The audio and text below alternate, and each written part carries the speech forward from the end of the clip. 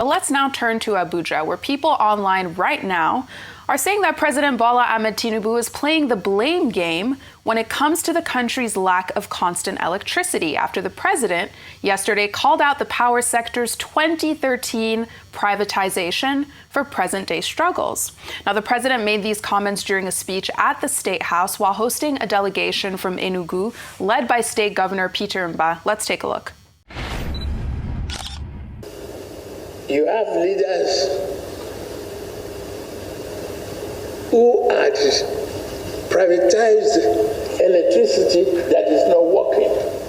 They gave us darkness and despair. And we are trying to get ourselves through that to build a nation of bright hope and joyful people and leave our children with a life worthy of pride. Now, the president's comments come as questions around the potential next steps for the Minister of Power, Adebayo Adelabu, have now been answered with a confirmation just hours ago that he's resigning from his position in order to run for governor of Oyo State. Now, in a statement from the minister's special advisor on strategic communications, Bolaji Tunji, on Tuesday and posted on his X page this morning, the development came after this meeting with the president at the presidential villa on Tuesday, where Adelabu presented a review of how he's ran the power sector for the last 2.5 years. And Dr. Abati, I will come to you on these two stories. Now, the power minister announcing his resignation, as well as President Tinubu basically saying 2013 is the reason for our power problems. Is that true? However, he himself has had about 3 years there. He has a minister of power who has been promising Nigerians electricity, who also has been delivering darkness. Was he not his own minister of power who promised that within 2 weeks there will be gas supply and power generation will go out and the distribution of electricity will go up? It has not gone up. Still waiting. So, in terms of long-term planning, we are yet to see the improvement under the Tinubu administration itself. And that, many analysts have said, that it is because he has a round peg in a square hole or a square peg in a round hole. There are people who have institutional memory in this environment. Once upon a time, we had a guy called Larry Babalola who tried to at least move that sector forward. We have had some other ministers who showed some understanding. This storytelling under the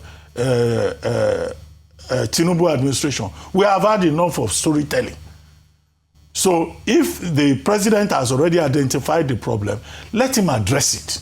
Because as we have been told again and again, power generation, electricity provision is tied to economic growth and development. Right. The other point you made is that the Minister of Power has now resigned.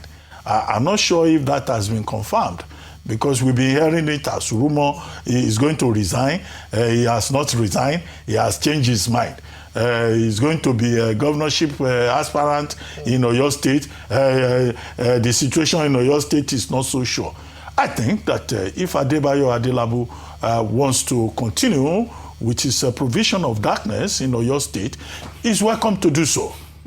I mean, he's free to do so. It is his choice.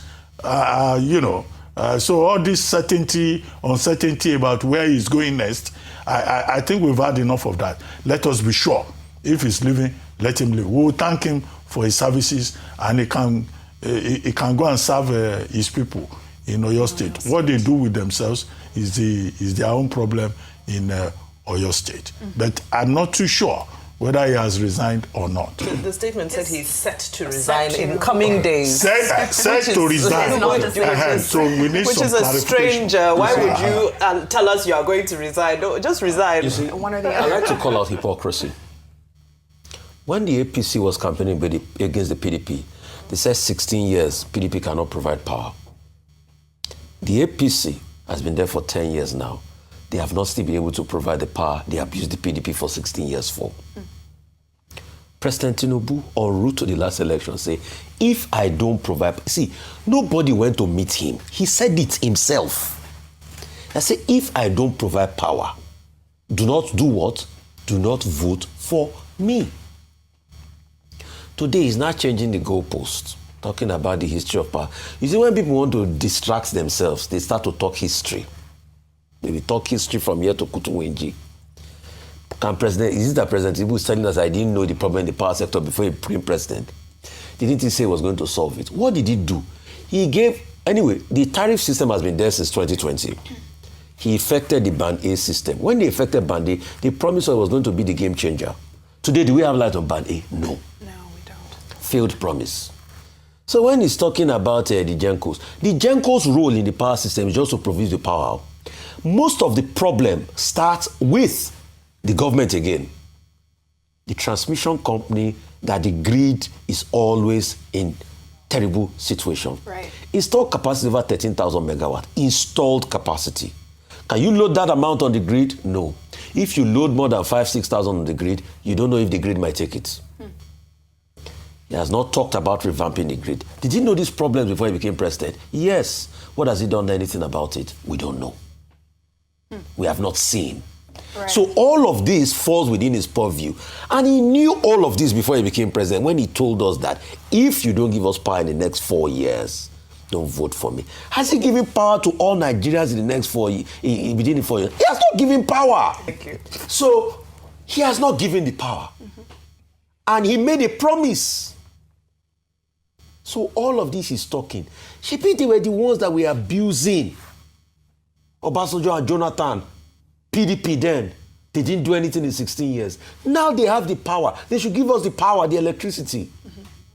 And Adelabu, you see, Dr. Abati was saying something the other day, that his scorecard in the power sector should not matter in Oyo State. Yes, but it's because we have built a democracy where there's no accountability. If you want to judge a man, you will judge him by a scorecard. Right. Has he succeeded? No. Till today, last year, they said they were going to pay Genco money. They've been paying the money stacker. Have they even paid the money? The vet has gone up to something trillion now. They said they audited the money to 3-point-something trillion now. The Gencos are saying no. So there's a fight back and forth. They said, okay, some part of the Gencos agreed they were going to pay them the money. Others not. Right. So the legacy debt has not been paid. These are the problems in the power sector. But please, let's go back to President Tinubu's promise. If we do not give you power, do not vote for me, Bola Tinubu. I'm not Bola Tinubu. I'm quoting him. Right. Can we hold him accountable by that promise? And let's stop dilly-dallying.